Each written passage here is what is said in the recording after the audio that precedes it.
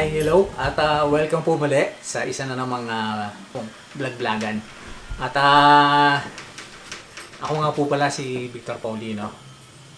At ang content po natin ngayon ay tungkol po sa house renovation, house repair. Dahil lang pagka po nakabili kayo ng bahay, either bagong gawa man yan o lumang gawa, talaga pong matik yan. Humihingi po yan ng repair, konting maintenance. At minsan po, yung maintenance may lasang malaking gastos. Ang pag-uusapan po natin ngayon ay tungkol sa bintana. Ayan. Dahil sinasabi nga po, yung matatanong tao ay bintana ng kaluluwa. Pero sa bintana lamang po tayo.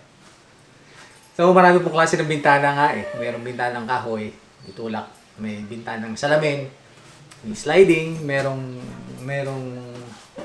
pull out, merong tinutulak laang. So ito po yung namin ngayon. Ito yung ginagawa namin ngayon. Ito po yung pinakasikat nung unang panahon na Jalose.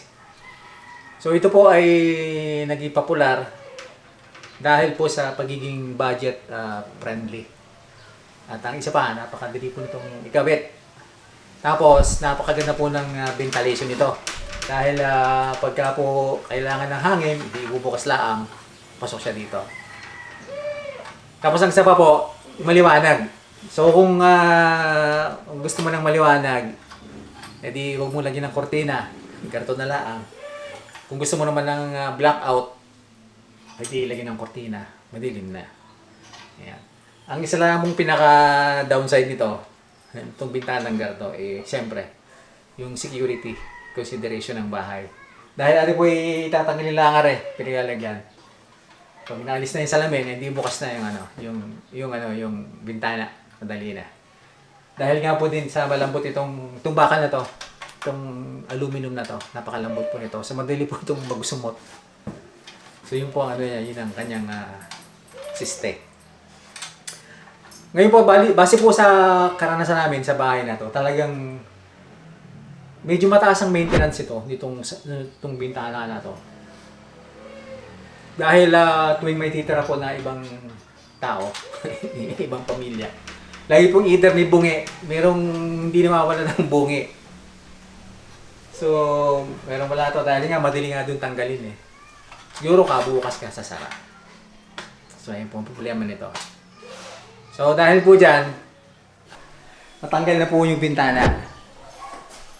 Tanggal na yung bintana.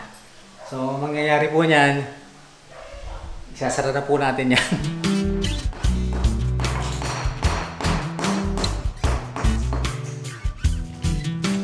Paghahanda sa paglalagay ng buhos. Nilalagay ng buhos. Para kumapit yung semento. May pintura na kasi.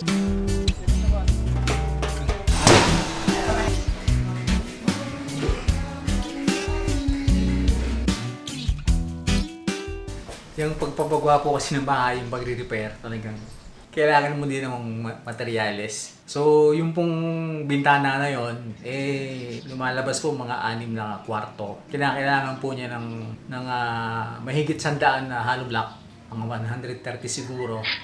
Tapos kailangan po niya ng siguro mga 3 kubiko na buhangin. Tapos siguro po mga ilang supporting semento at yung bakal. Kasi kailangan din po naman yung hollow block may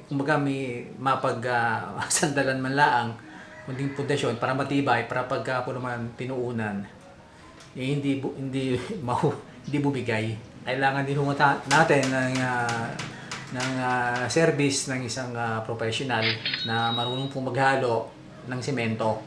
So yan po ang siste pagka nagpa-prepare ng bahay.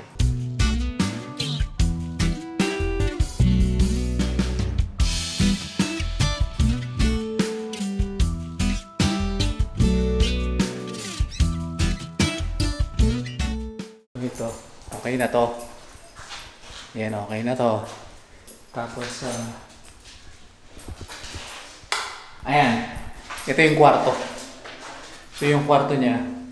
So wala na yung wala na yung jalos eh. na isa, sarado na eh. So wala nang i-maintain. At sa totoo lang po, ang isa pong nakakakaba at nakakatakot sa pagpapagawa ng bahay ay pag sinabi sa iyo ng mason, ng karpintero na kulang na po tayo ng bakal, kulang na po tayo ng semento, kailangan na po natin bumili. Siyempre, dagdag gastos. So yun. Pero anyway, ito po yung magiging finish. Pagka natanggal yung jalos sarado na. Pag ito pa, pag na palatadahan, ito ang kanyang mangyayari, itsura niya. So makinis. So pagka po pininturahan, okay na siya. Na siya, maganda na pag napinturahan. At yan, totally closed, meron ng total privacy ang nakatira. Ang kailangan lang po ay ventilation, either exhaust fan or electric fan. So ayan po ang step ng pagpapagawa ng isang parte ng bahay.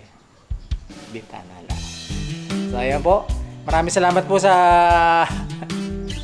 panonood sa kunting vlog-vloga na ito. Bye-bye po!